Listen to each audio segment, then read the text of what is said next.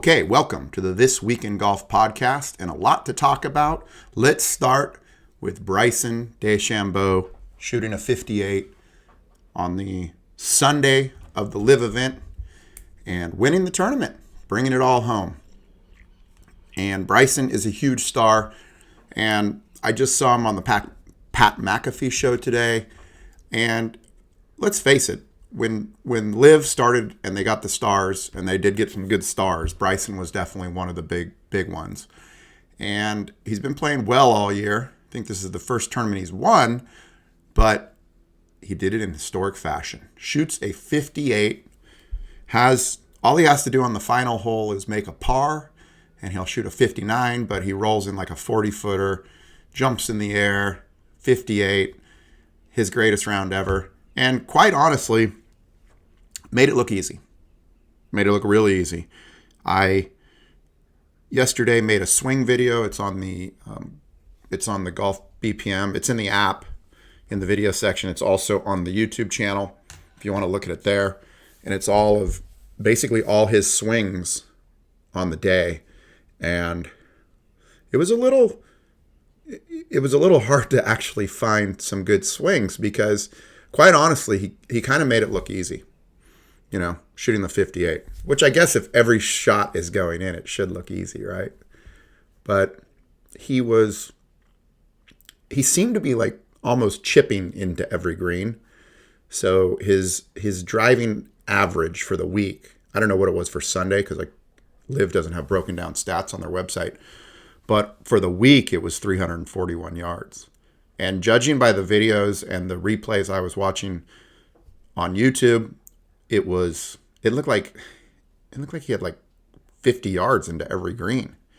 And his short game was obviously on point. He was statistically the number one putter this week. He averaged 25 putts around, 25.3 putts per round. I was actually trying to figure out how many putts he had in the final round, but they don't have broken down stats. So I don't know. Maybe it was better than 25, but 341 driving distance and then 25.3 putts per round. And then, so here's an interesting one though. For greens in regulation, he was 79%, 80% of the greens in regulation, which you're like, that's great. He was actually 17th. The number one guy in greens in regulation for the week for LIV was Harold Varner III. And Harold Varner hit 94% of the greens in regulation. Out of 54 holes, he hit 51 greens in regulation. Can you imagine? So obviously you can see, the difference in putting, short game. And that's what I was getting at. And I will continue to bang the drum on that as far as the driving distance, rolling back the ball. The guys are hitting it too far. Well, it turns out the guy that putted 25 times around won the tournament. The guy who had the best short game won the tournament. Not the guy who hit all the greens even, or drove it the longest. The guy who made all the putts. And that's what it comes down to in this game. It's it's 150 yards in, who the best guys are. So congrats to Bryson. Oh, here's a great one. You'll love this. The One World Golf Ranking. The One World Golf Ranking. The ranking system. Bryson was 107 at the start of the week. And now guess what he is? 109. He actually dropped. He went backwards. That's how stupid this One World Golf Ranking system is. And they're really blowing it. I mean, come on, guys. Stop, whatever. The other interesting one that Bryson said afterwards is that he had some advice for young players or people that are trying to shoot better. And he said, play from the forward tees. He said, when I was a junior, we used to play from the forward tees and see if we could break 60. And so he said while he was playing, he was kind of thinking of those days when he used to do that. And it makes sense. Like I said earlier, it seemed like he had 50 yards into every green. Looked like he was playing the forward tees, even though he was not. So that was cool to hear that. And I mean, go out and play the forward tees. I just play, I don't play the forward tees, but I go to this par 3 course up by my house. up by my house. In Solana Beach.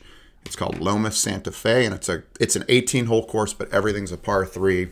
It's like every hole's like, I don't know, 120, 100 yards. In fact, I just got a hole-in-one there 2 weeks ago. My first hole-in-one ever. 104 yards uphill with a 54-degree wedge, if you care. But anyways, yeah, but I always say you should go to that par 3 course and play and practice, because it's great practice for your short game and within 100 yards or within 120 yards every shot. And then you're getting up and down. It's a good measure of your game. So Bryson says play from the forward tees. I don't know if I'm going to do that at Torrey. I thought about it the other day when I was playing Torrey. Should I play the forward tee? But I did not. So, okay, one other thing that Bryson mentioned in the Pat McAfee interview today. They were talking about just various stuff about LIV and blah, blah, blah, and the 58. But he confirmed that as a team owner, they're going to have home courses. And this is something I had spoken about back when the merger stuff started hitting. And I was like, these guys are going to have home courses, and each team is going to have their own course and their own event. And it's going to be kind of like when you go to a football stadium and the football team plays there and practices there and you buy merch there. This is where this is going. And, okay, a couple more LIV items. Mito Pereira got second. He's been playing good all year. And then this Matt Wolff situation. So I don't know if you heard, but a few weeks ago, Brooks Koepka is the captain of a team. And he basically called Matt Wolff out. I mean, harshly. He's like, it's a waste of talent. You're not putting in the work. Blah, blah, blah. And then Matt Wolff said, well, I have, he didn't say mental problems, but whatever. He claimed that, his head's not in the right spot. And you got to love Brooks for just calling it the way he is. There's no sugarcoating it with that guy. Anyways, Matt Wolff, I think he was top 10. He had one day he was 9 under. So he made a comeback. Good for him, because, you don't want to see guys getting relegated out of this thing. LIV is in Bedminster, New Jersey this weekend. Okay, continue almost. Moving along, we will go to the PGA Tour. And the PGA Tour just wrapped up, and the Wyndham Championship, and the winner of that was Lucas Glover. Lucas Glover, your 2009 U.S. Open champion. I don't know if he's even won since 2009. I mean, it's been 8 or 9 years since he won, so maybe he did win something in the middle there. But he gets $1.3 million. Play was suspended. I think they had like 5 holes left, and he was tied with Russel Henley. And unfortunately, when they came back, unfortunately for Russell, when they came back, he ended up bogeying 16, 17, and 18. So that allowed Glover to just basically par his way in, and he wins the tournament, $1.3 million. A good win for him. It's been a long time. He's 43 years old. Here comes our famous stat again, the one world golf ranking, the most legit ranking service in golf. He won. So he was 112 to start the day. He won. He moves into 49th, which 49th is key. We'll get to that when we go over this FedEx Cup preview. But it basically gets him in the top 50. So really good for him. Next, let's just briefly cover Justin Thomas and this. He did not make the top 70, so he's out. And quite honestly, he should do Zach Johnson a favor and just tell Zach, I'm not worthy of being on the Ryder Cup. You're going to hear a lot of talk about, he's got a great ranking. He's good for team morale. He's good for this. He doesn't deserve to be there. Doesn't deserve to be there. And he should come out and say that. He should literally come out and say, I don't deserve to be there. I didn't have a good enough year. I'm going to take the pressure off Zach and bow out. That's my opinion. Okay. PGA LIV Golf merger update. This is an interesting one. They had, yesterday was Tuesday, so they had a meeting at the where are we at this week? FedEx St. Jude, first day. So Jay Monahan had a players meeting.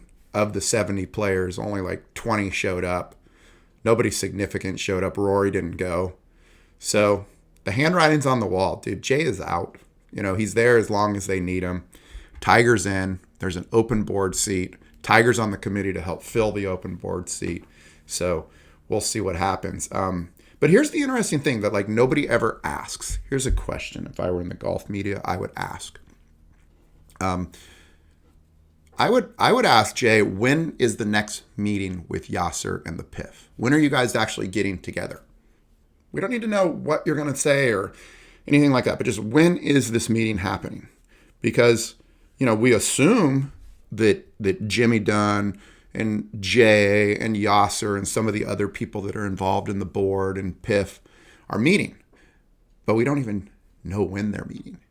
And then we also assume that they're going to meet and then report back to the players, and then the players are going to have to, I guess, theoretically approve. So when is this meeting happening, and why does no one ever ask when the meeting is happening? And then my final thought is, if Tiger's on and Tiger can help fill the board seat, and Tiger has the votes of the players, and he has that one extra board seat vote, which means he controls the votes. So he can either accept the deal or not accept the deal, obviously. But it got me thinking. It was like, how much would it cost to own the PGA Tour right now at this point? The Denver Broncos just sold for $4.5 billion. And I've heard that the PGA Tour is only worth $2 billion. So could somebody come in, an investor, someone Tiger knows that he's been in business with for many years, could someone come in and buy the PGA Tour?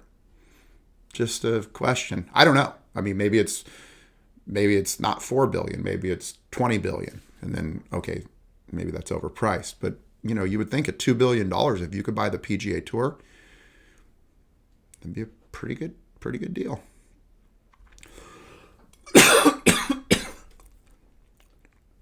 Okay, moving along, let's talk about the FedEx Cup and the preview and what's happening this week. So this week is the St. Jude Championship. Top 70 players, no cut, and $3.6 million for the winner this week. Now, the people that have already made the top 70, okay, here's what they get. They get automatic top 125 status for next year. So they're already in the top 125 to start. And then they are exempt into the Players' Championship in March. So that's what they get now. So this weekend, we'll go from 70 to 50. So 20 guys aren't going to make it. And of those 20 guys that don't make it, there are they will carry points into the fall event. So they're already ahead of the curve for next year's points. And so the fall events, I think there's 7 or 8 events in the fall this year. And there's going to be, out of all those fall events, there's 10 spots available for next year, 2024, and they're calling them the signature event. The signature event. I like that. So those are going to be what we're now referring to as the elevated events. Next year, they'll be called the signature events. Ooh, good branding. I wonder what they're calling the unsignature events. The B events. Qualifiers. I don't know. They need a name for that, right? So, okay, so that's the top 70. So this week we'll cut from 70 to 50. And then the following week will be the top 50 will play in a tournament.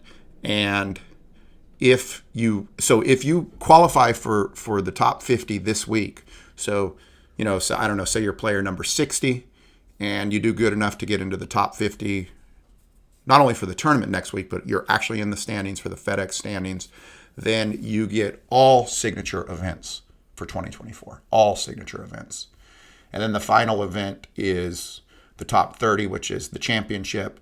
And that, if you're in that top 30, then you get a 2-year exemption on the tour. You get into the 2024 Masters, and traditionally you get into the U.S. Open and the Open, the British Open, the Open as well, but they haven't announced the U.S. Open and the Open yet. But the Masters and a 2-year exemption for sure. So a lot on the line going into the next 3 weeks as far as ranking, next year, signature events. The PGA just announced the schedule for next year, and so some of the signature events are coming on early. The Century is the first one, and then the Pebble Beach Pro-Am will be a signature event this year as well. The Waste Management will not, but Riviera, And these are just the ones I looked at the beginning of the year. So the beginning of the year, it's the Century, Riviera, and then AT&T. I can't remember if AT&T is before the Riviera event or not. Riviera is a cut event. So that's Tiger's event. So he actually wants to have a cut. Most of the signature events won't have a cut. So they're following the LIV model. But and then Pebble Beach is the Pro-Am, which is where a friend of Golf BPM, Lucas Nelson, and Bo Hostler play. So it'll be interesting to see if they're still going to do the Pro-Am. I didn't look too deeply into that. Hopefully they are, because that's always a great event. But either way, now, because the Pro-Am in the past has always been, there's some good golfers there. Justin Rose won it last year. But your guys Rahm and Rory and those guys aren't playing there. So this year they will be. Pebble. Iconic course. Love it. Okay, that's This Week in Golf, and we'll get back to you next week. There's a LIV event this week, and then we got the St. Jude FedEx, so we'll see how things start wrapping up as we wrap up the next 3 weeks in the 2023 PGA golf year.